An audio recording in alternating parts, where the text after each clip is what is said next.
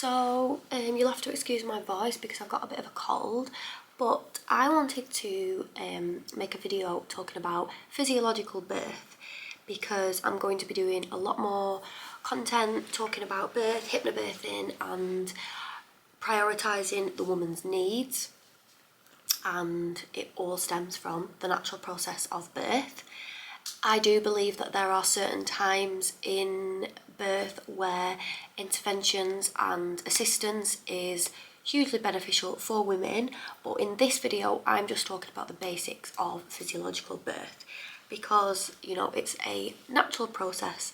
Our bodies have been giving birth for a long time, and we are mammals and all mammals give birth the same way. I don't know if you have ever seen a litter of kittens being born or a horse give birth or puppies. It's the same process for humans as it is for mammals.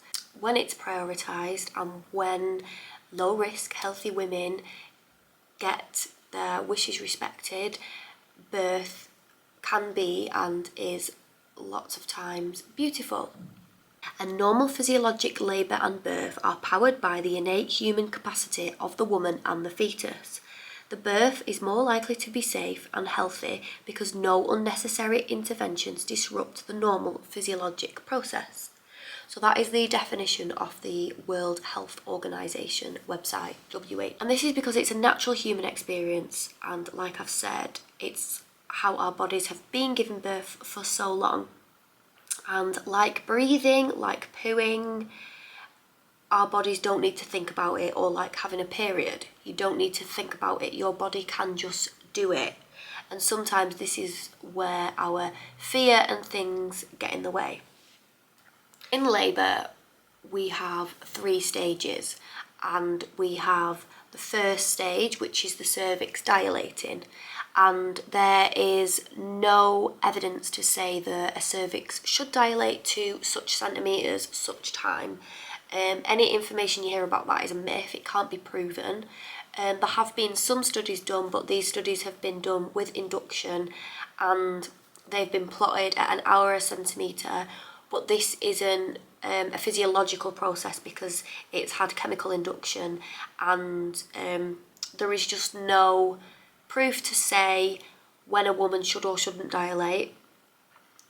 And what we do know is that our hormones are important in this. So when we can optimise all our birthing hormones, that can help speed up the process of the cervix dilating.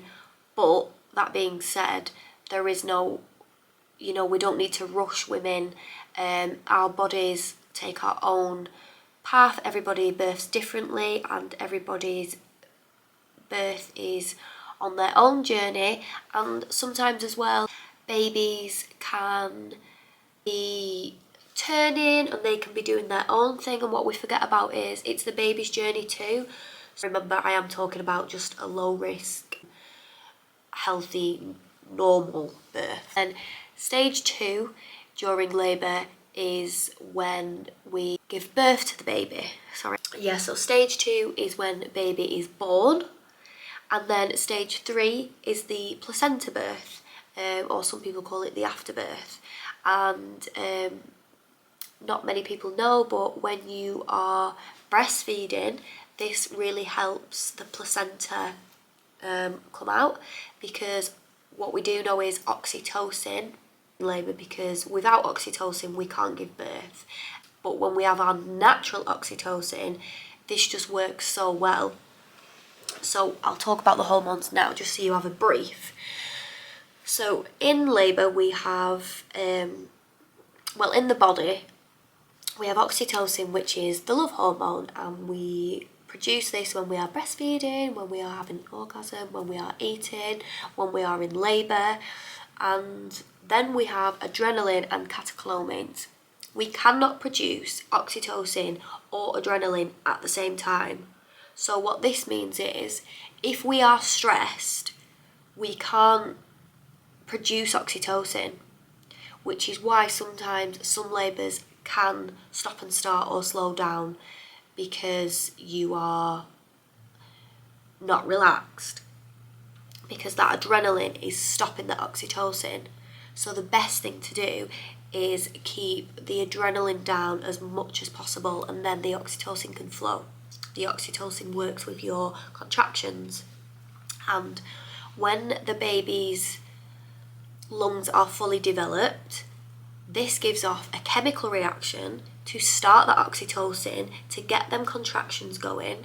And then if you can optimize your if you can optimize your oxytocin, what happens then is you are in a state of calm and relaxed. And if we can keep you calm and relaxed, your oxytocin then triggers endorphins. Endorphins are natural pain relievers, and then it triggers your melatonins. These are your natural relaxants. So if we've got our natural relaxants and our natural pain relievers and our natural oxytocin to make the contractions go, things are in favour for this natural physiological birth. One thing to note is that when you have any, I shouldn't really talk about this in this video, but just a side note, if you are having a chemical induction, any chemical pitocins or chemical oxytocins which are natural, when we produce these, and when we are given these on like a drip or something in hospital, when these are amped up, these don't work with our natural pain relievers and our natural melatonins. That's why not all women, because some women can still have induction or augmentation without pain relief, but this is why a majority of women that have induction then have analgesia, which could be epidural or diamorphine, etc. You've got the chemical induction, you're more likely to want the chemical pain reliever. But if you are on a natural hormones, then you've got your natural pain relievers. So that's one thing to make note of. And that's not because I want to talk about interventions. That's just so that you understand the way that the natural hormones work as well. So when we learn about the physiological process, and when we understand it and understand the birth process and understand the hormones and the different stages, this is how we can learn how to support it. So this is how, when women are making their birth preferences and leading up to birth, they can decide to have like low lighting in the birth room, whether you're birthing at home or in a hospital or birth centre. You can ask for the room to be quiet. There's just things that you can do to amend it so that you feel safe, because when your mind feels safe, your hormones can flow. As we said before, if there's no adrenaline in the room, the oxytocin, endorphins and melatonins can all flow. What's really interesting to know is when a sheep is in labour, if they will be contracting, and if they so much as hear a fox run past and they feel a threat, that sheep will run and hide until she finds a safe place. When, as she's running to find this place, the labour will stop, and then once she finds this place where she can then relax, labour will start again, and then she will go on and give birth. So that's one thing that's really important to know. Another thing what I love, I will try and link it in the notes. There is a story, and I think it's called Birth in a Barn, and it's really, really interesting. And the story is about a horse in a barn, and it's an ex-midwife, and she's, for some reason, she's in this farm, and she says she walks past the stable and she can smell birth. And I think they say, yeah, the horse is giving birth. And she says, can I watch? And it's been a while since I've read this story, so hopefully I've got it correct. But the people that owned the horse had said, you must be really, really quiet. There is a vet there, but the vet sits in the corner. We mustn't disturb the horse, because if the horse gets spooked, it could be dangerous for the birth and the baby and the mother. So we must respect her privacy. The stable must be dark. She must feel safe. She's in her home environment. That's where the horse lives, and she doesn't want to be disrupted. and I always just find that really empowering to know how much the horse is respected and supported, and it's more like everyone is going around for her needs, not their needs, and not like filling out charts and things like that. So I will link that. Another really interesting book that talks about birth is, I think it's called Birth Rites of Passage. Let me just double check the title. It's by Dr. Rachel Reed. It's an absolutely fascinating book. I read that when I was pregnant with Mikey.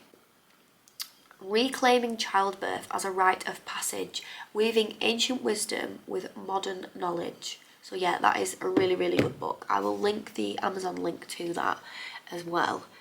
So as I talked earlier about the hormones, this is why it's important for our mental well-being as well, for us to have low adrenaline and to feel safe in the birth room, because not only does it help us mentally, it helps the birth process physically. Mikey, because he had a little nap and he woke up, so we just had to break off a little minute. But I hope you found this video informative and helpful and gained some information that you didn't know about birth and the physiological birth process. I feel like it'll be important going forward because I'll be talking a lot about birth, and it'll be one that you could refer back to. If you've got any questions, please feel free to drop them in the comments or send me a message. I will be filming a lot more birth related videos, so if you've got any questions on videos or things that you would like to know about, please let me know. I'm going to be talking about different aspects of birth, hypnobirthing, and my 2 separate birth experiences and how they were different, but how I learned so much. And if you would like to, if you're interested in what I've got to say, please subscribe, and if you could click the notification bell, that means when we next film a video, you'll hear about it straight away. So thank you very much and have a nice day.